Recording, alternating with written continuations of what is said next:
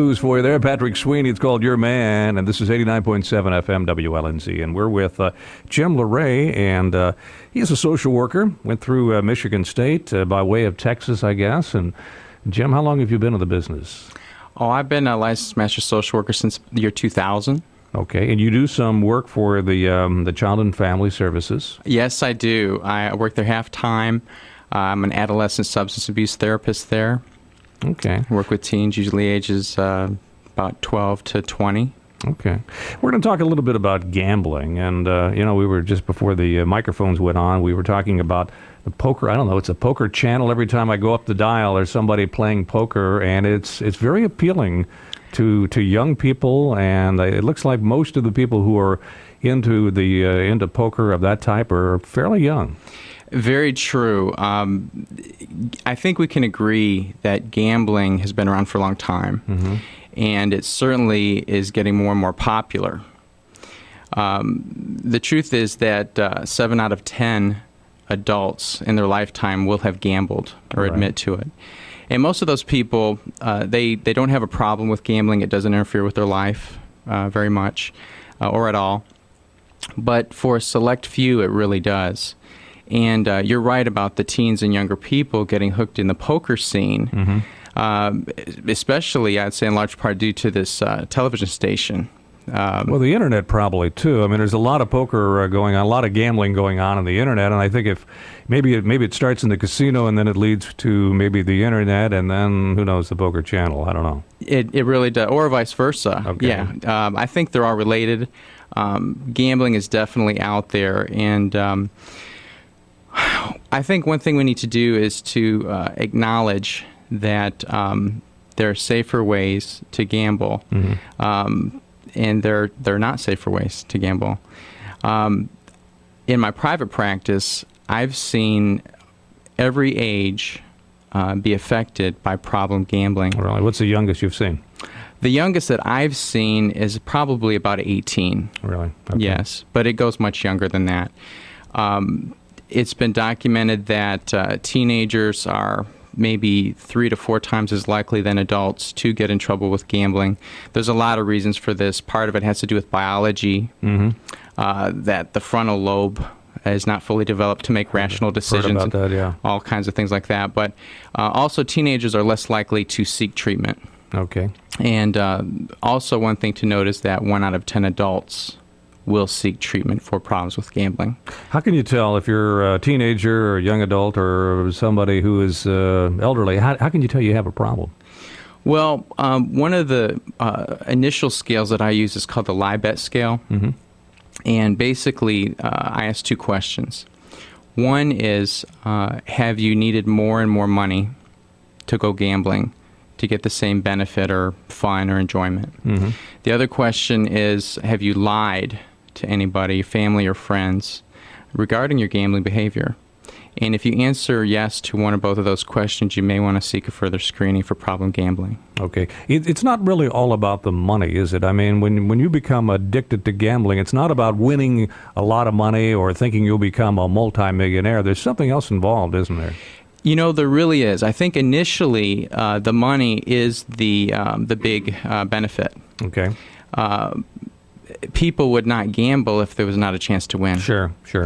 So, but like you say, once they start winning, perhaps, it's not about the winning. It's about what's called the chase in being in action. Interesting. And it's almost like a drug. And it's so interesting because there actually is no drug or substance used in the feeling of getting high from the behavior of gambling.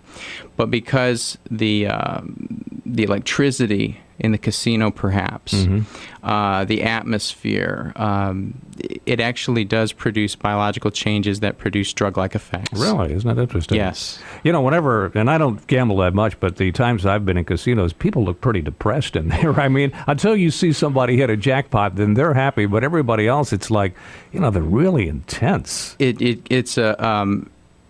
gambling in a casino especially, I don't want to bash the casino or anything, right. But it's very seductive. And it's very easy for folks to become focused, one-pointed concentration almost on that win. and they actually have 0% control over the outcome. Really?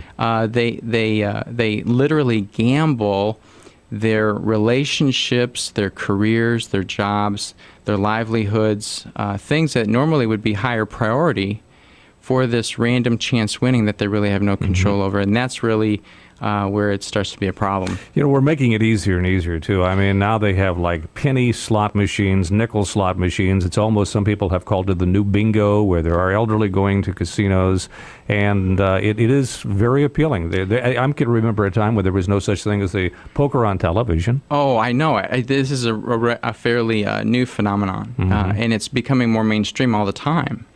And like you say, senior citizens, it's a normal social outing event for many retirement communities. And if you don't go, there might be peer pressure. Exactly.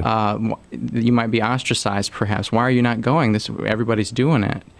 But what we don't hear enough about is all the negative consequences that result from problem gambling. Right. Well, it's like anything else, I guess. If it's an addiction, it's the people who come forward and say, "Hey, I think I got a problem," and maybe it's too late. I mean, it's their money, their lives have really changed drastically. I mean, what type of help do you give somebody who says, "I think I got a problem, but maybe I don't"? Do a lot of people actually admit they have a problem? Well, like I said before, about 1 out of 10 actually seek treatment. Do they? That's not a whole lot, is it? That's not a lot at all, no. And that's I'm glad we're talking about this today, just to begin to hopefully change that a little bit.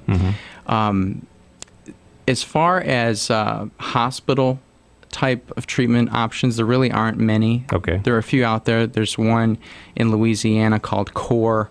There's one that I just found out about over the weekend called Proctor, Illinois Institute of Addiction Services in Illinois. But the main treatments available right now include outpatient treatment through a provider like myself. There are a few others in the area. Also, Gamblers Anonymous is a humongous support that I cannot say enough good things about. I encourage anybody who's interested to just log on to your website, search engine, Gamblers Anonymous. What is the therapy? What do you do for somebody that admits that they have a problem? The main focus that I have is to help somebody come to terms with the truth about what's happening in their life. Okay.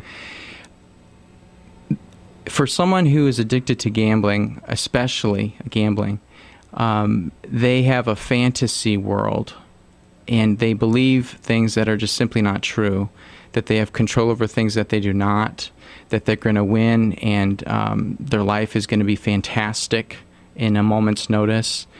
And they're willing to bet their entire livelihood on this random chance event that they have absolutely no control over. Yeah.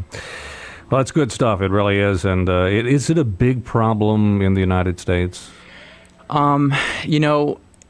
In 2005, from the National Council on Problem Gambling, they came up with a figure that gambling in a legalized setting, it gave the United States economy $80 billion. Wow. And I don't even really know what that means. That's incredible. I can't relate to that. It's incredible, right? Yeah. I know in some states that up to 10% of the state economies are based on legalized gambling, which is incredible. That's a whole other political issue we don't need to get into right now. Right. But it's only increasing in problem, and we need to acknowledge it. Yeah. Well, Jim, I appreciate you coming in, and if they want to get a hold of you, you got a telephone number, a website? Yeah, at Child and Family Services, I'm at 517-882-4000. And if I could, I'd also like to give the Michigan Problem Gambling Helpline. Absolutely. If that's okay. Yeah. It's 1-800-270-7117. Good deal. Jim Loree, thank you for being with us. We appreciate it. We'll be talking to you again. This is 89.7 FM WLNZ, and we'll be right back.